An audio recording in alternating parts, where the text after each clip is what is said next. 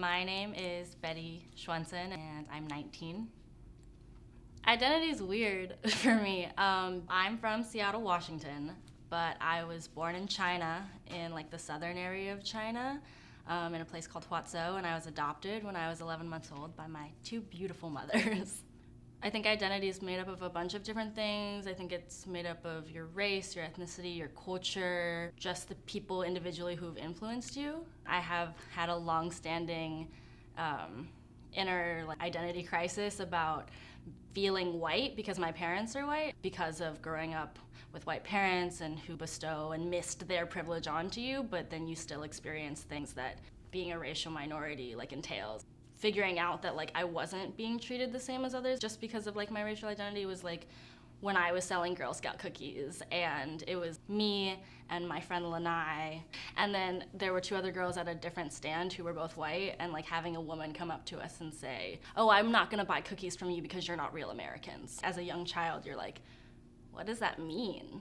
Why wouldn't I be American just like everybody else? When I was younger, I definitely didn't conceptualize that there was that internal dilemma. I think the biggest thing is actually makeup, which is funny, because when I was growing up, I was like, oh, my friends can't do my makeup. They don't understand my eyes. People just couldn't because it's not the same. That was almost a disappointment.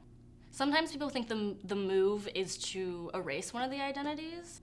And to some extent, I kind of get that, because sometimes as a joke, humor's the best coping mechanism. I have a friend, and she's half Chinese, and we'll make jokes about how together we make a full Asian. But I've kind of made peace and experimented with this idea of residing in the space in between. This is the mantra of my life, and I have it tattooed on my forearm. It's the name of a song I wrote about that entire experience, and it's more coming to peace and being content with the fact that I don't really belong to either group, which is okay. I think a lot of people, at least when they see me, they're like, you should reconnect with being Chinese. You should seek out that part of your identity.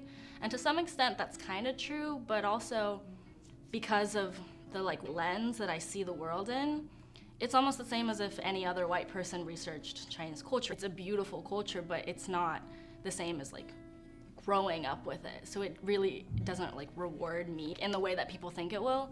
And so just for people to be as at peace with it as I am kind of is what I want. Residing in the space between is not a detrimental thing or a negative thing. People don't need to tell me what my identity is. I got it. It's a long-standing conversation I have with myself.